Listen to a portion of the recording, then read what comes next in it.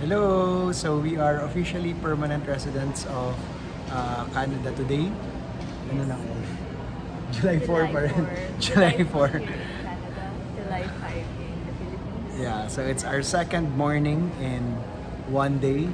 Yeah. Then- Ay, hindi mo pala July. Ay, July 5. Later it will 12 be a.m. na. oh, later it will be our first night in 2 days. Yeah.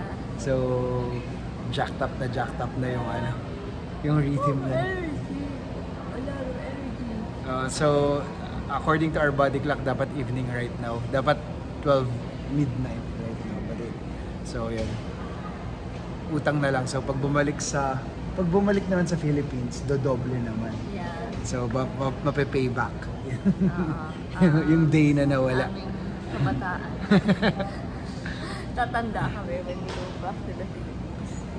So okay naman yung naging process. So as provided naman dun sa instructions after you after you alight here in Canada. So next part is yung you'll prepare yung customs form which you can do in advance online. Hindi lang namin nagawa. Pero mabilis lang naman here. Yeah. Maraming Very kiosk. quick, yeah. Yeah. Super daming kiosk. Yeah, maraming kiosk. Wala No, pero parang one lang din natin airplane na kasabay natin. Ah. Pero maraming kiosk. So kaya naman siya. Easy lang siya. Actually, super smooth lang pala ang process. Smooth lang. So you'll prepare that form, then after that, immigration na. So yung questions natin a while ago are, do we have children? Yung pinaka first is, what is our purpose here? Yeah, what's your purpose here? Do you have any criminal records from your home So country? yung purpose is PR, immigration, or permanent residency. Then yun, criminal record, refused entry. Then if you have children, and how much currency you are bringing into Canada. Yeah. Of course, prepare yung COPR, which is the most important. COPR, Still sad. passport, visa, and they'll sign. So all in all, mga 20 minutes din tayo there. Yeah. Tapos they'll inform you lang kung gano'n katagal dapat magstay sa Canada, maintain your PR. Yeah. Very friendly naman yung in-person na nag-check sa atin. Hindi naman siya super friendly. Parang neutral lang siya for me. Neutral lang siya. Ako friendly. Friendly siya for you. Friendly siya after the process. After the process, after the iko-congratulate ka process, niya. sabagay. But during the During the time, process, wala yeah, kasi ano neutral. siya? So, Blank. we have blank. Actually, that's So, ang advice ko is parang chill lang ka. yeah, Parang relax and lang. I think better na you're also friendly. Feeling ko lang. Oo. Para huwag kang mukhang nervous. Totoo. I do think naman sanay sila sa may mga nervous. Kasi tagal nung naging travel papunta here. So, pagod yung mga people. Yeah, but after naman, neutral lang talaga siya the first 20 minutes. Then after that, yun na yung, yung congratulations. And masasuggest pala namin na better talaga may address na kayo Oo nga.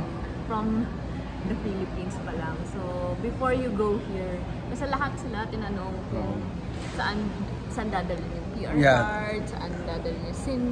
Yeah, every step of the way need yung address. So I'm not sure nga what will happen kung wala yung address. Paano, Yun yung hindi paano namin kung alam. Ka pa, kung wala ka pang Address here. mahanap na apartment or whatever. Kasi doon na talaga si send yung mga documents mo Yun nga.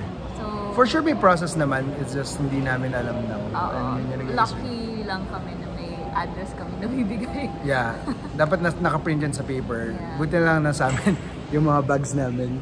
Nakalagay yung address like this one. So may kodigo. Then natawa yung immigration officer when she was looking for our address, as finlash na lang namin yung bag.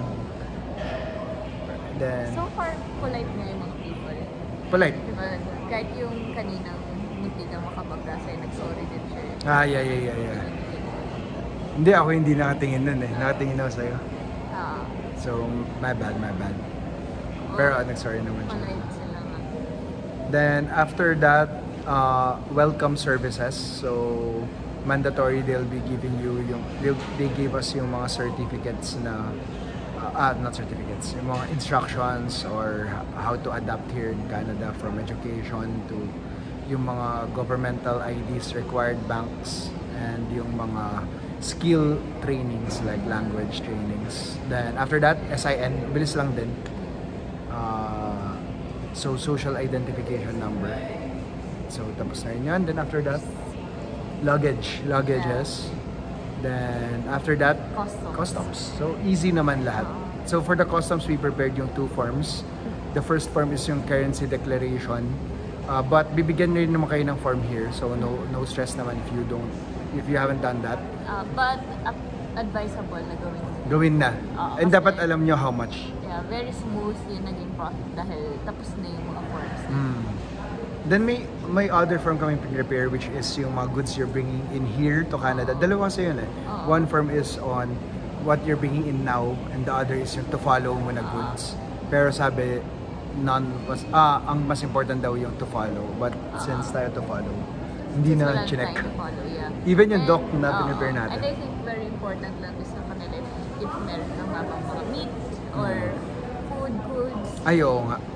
I think pumasa naman kasi sa scanners everywhere. So alam nilang walang food yung mga bags namin. So, although pwede naman may food. Clear lang yung rules nila. And baka mas i-check yun. Mas i-check. Kesa sa mga damit-damit lang, gamit. Yeah, i-check. Then clear din yung rules nila there. Check na lang yun sa ibang vlog post namin explaining that. Clear yan dun sa website nila, may how many ml yung pwede and how many yung volume and yung labels. Pero mas hassle talaga may food. Ano bang experience mo? That's it? That's your experience? Yep.